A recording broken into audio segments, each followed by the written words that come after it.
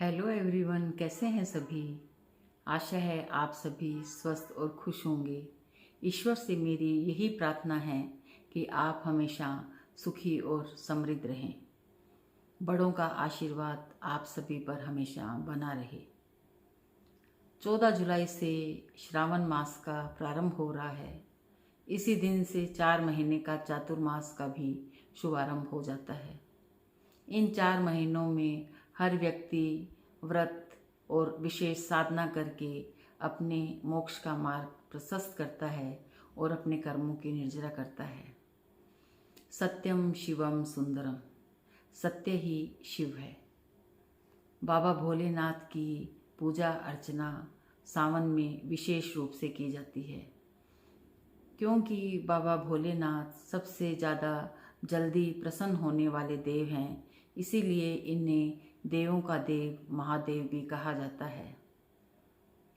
जब भगवान विष्णु शयन करने के लिए चले जाते हैं, तब पूरी सृष्टि का भार बाबा भोलेनाथ पर रहता है।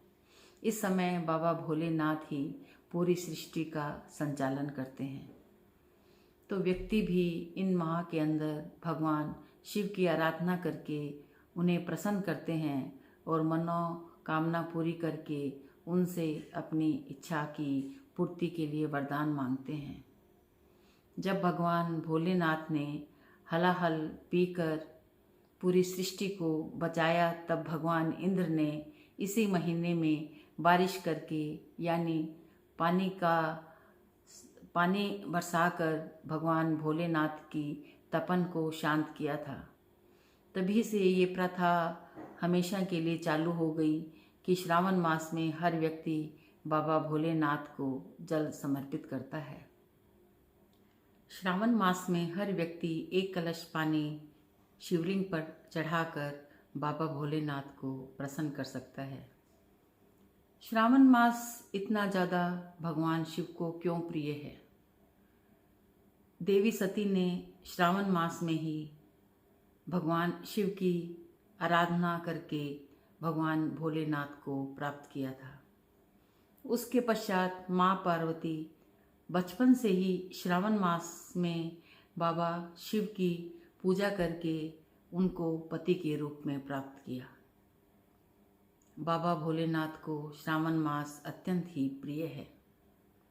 इस महीने में हर व्यक्ति 1 लोटा जल और 1 बेल पत्र यदि बाबा को समर्पित कर दे तो बाबा भोलेनाथ प्रसन्न हो जाते हैं।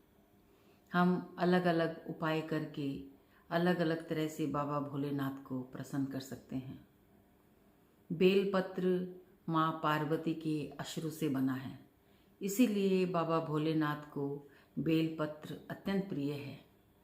भोलेनाथ के अश्रु से रुद्राक्ष बना, जिसका भी अपना बहुत ज़्यादा महत्व है। उसे हम अलग अलग रूपों में प्राप्त करके अपनी अलग अलग समस्या का समाधान करते हैं। जो भी व्यक्ति रुद्राक्ष को धारण करता है, उसके जीवन से समस्याएं समाप्त हो जाती है और वो व्यक्ति अपनी मन वांछित इच्छा को प्राप्त कर सकता है। धन प्राप्ति के लिए गन्ने के रस से शिवलिंग का अभिषेक करें, लेकिन गन्ने के रस से अभिषेक करने के पश्चात शुद्ध जल से शिवलिंग को स्नान अवश्य करवा दें। इस बात का खास ख्याल रखें। जिन व्यक्तियों का स्वास्थ्य सही नहीं है, वो व्यक्ति शहद से शिवलिंग का अभिषेक करें। जिन लड़के और लड़कियों की शादी में किसी तरह की रुकावट है या दिक्कत है, तो वो लड़के और लड़की दोनों ही दूध के अंदर केसर मिलाकर उसका अभिषेक करें। इससे गुरु ग्रह मजबूत होगा और उनकी शादी में जो भी विघ्न है वो दूर होकर उनका रास्ता या उसकी रुकावट दूर होगी। श्रावण मास में शाम के समय जब सूर्य अस्त का समय हो, उस समय बाबा भोलेनाथ के सामने एक देसी घी का दीपक अवश्य प्रज्वलित करें। हो सके तो बेलपत्र का वृक्ष यदि आपके आसपास हो तो वहाँ भी शाम के समय उसके नीचे एक दीपक यदि आप प्रज्वलित करते हैं तो आपके जीवन में धन की समस्या कभी भी नहीं रहेगी। आपको प्रचुर मात्रा में धन की प्राप्ति होगी। श्रावण मास समाप्त होने के बाद में उस पेड़ की मिट्टी थोड़ी सी लाकर आप अपने मंदिर के अंदर रख देंगे तो भी काफ़ी लाभ मिलेगा। काफ़ी बार देखा गया है कि व्यक्ति मंदिर के अंदर जाकर पूरे शिवलिंग की परिक्रमा करते हैं, तो हमें कभी भी पूरे शिवलिंग की परिक्रमा नहीं करनी चाहिए। अनजाने में हम ये गलती करते हैं। शिवलिंग के हमेशा आधी ही परिक्रमा की जाती है।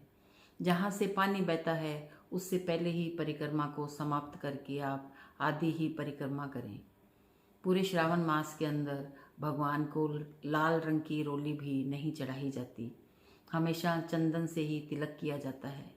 इन छोटी छोटी बातों का हम यदि ध्यान रखेंगे तो हम पाप के भागीदार नहीं बनेंगे। तो ये सारे उपाय करके आप अपने जीवन के अंदर अपनी समस्याओं का समाधान पा सकते हैं और बाबा भोलेनाथ को प्रसन्न कर सकते हैं। यदि ये वीडियो मेरा अच्छा लगा हो तो आप मेरे चैनल को अवश्य सब्सक्राइब करें। वीडियो देखने के लिए आप सभी का बहुत बहुत धन्यवाद।